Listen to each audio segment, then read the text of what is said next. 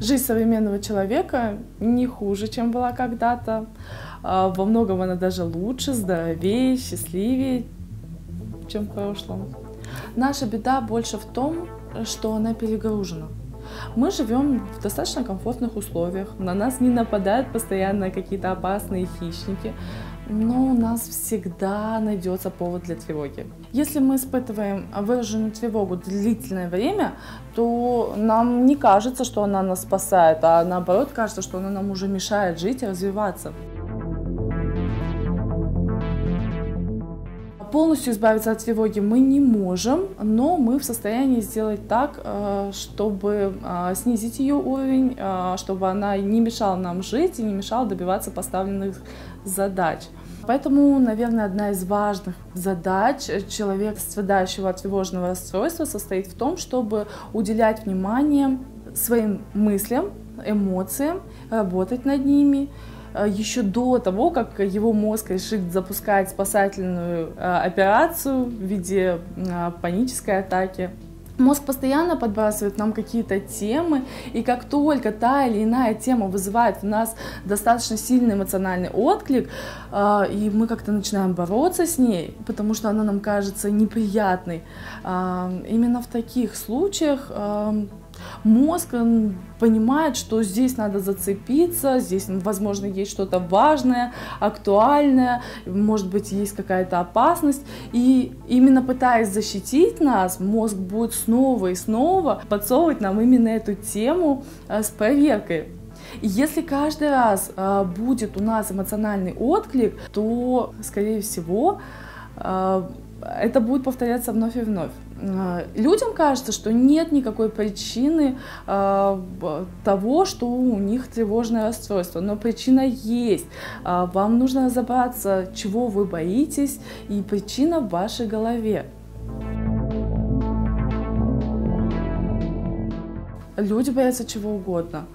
Мы можем бояться остаться в одиночестве, мы можем бояться того, что что-то случится с нашими детьми, мы можем бояться того, что что-то случится с нашей работой, мы можем бояться сойти с ума, мы можем бояться заболеть чем-то серьезным, мы можем бояться смерти, бояться прожить жизнь впустую, и в то же время мы можем бояться нести ответственность за свою жизнь. Мы можем бояться чего угодно, и это все будет повышать наш уровень тревожности.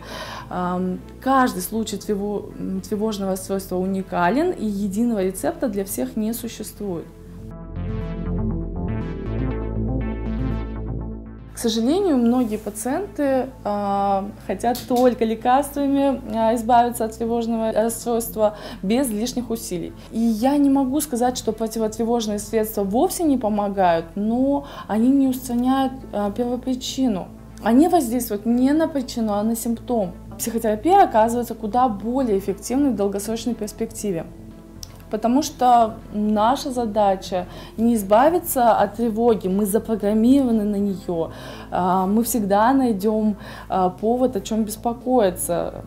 Все, что мы можем, это изменить свой способ мышления, поэтому наиболее эффективно попытаться встроить в свою жизнь определенные методы, которые нацелены на то, чтобы распознать те мысли, те эмоции, то поведение, которое только повышает ваш уровень тревоги, доводя некоторых и до паники.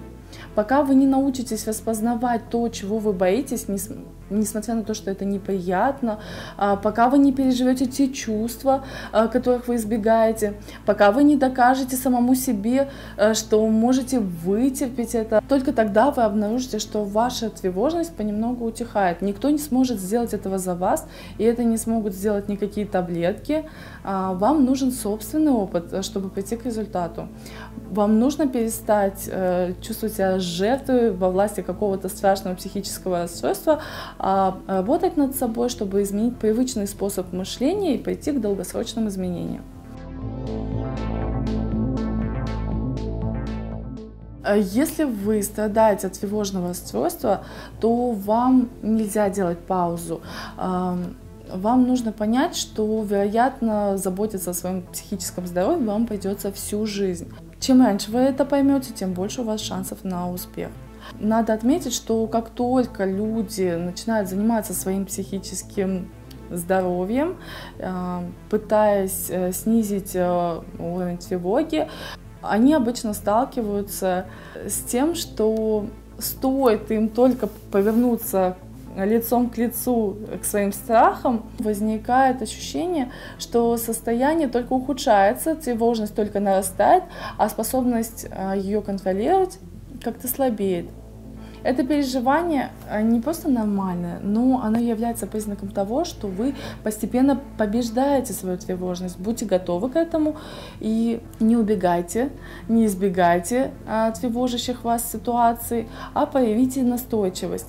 Будьте готовы, что как только вы продемонстрируете своему мозгу, что обычно всегда тревожащая вас тема внезапно вас больше не волнует, мозг будет повторять свои попытки и подкидывать вам эти темы не один раз. Мозгу надо убедиться, как это так, мы так долго переживали по тому поводу или поэтому, и ты сейчас хочешь сказать, что это для нас больше не опасно? Отнеситесь к этому этапу вашей терапии с мудростью и пониманием. Мозгу понадобится время, чтобы закрепить этот новый для себя опыт.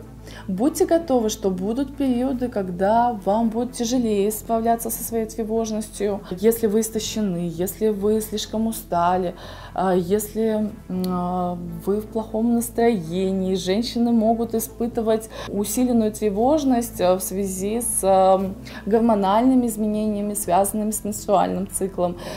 Также тяжелее будет бороться с тревожностью любителям часто стимулировать себя кофеином.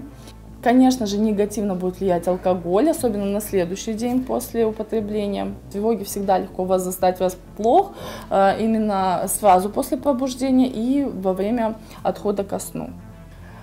Из-за того, что вы страдаете от тревоги, это вовсе не значит, что вы ничтожный, жалкий человек. Это не значит, что вы сходите с ума или что с вами происходит что-то непоправимое.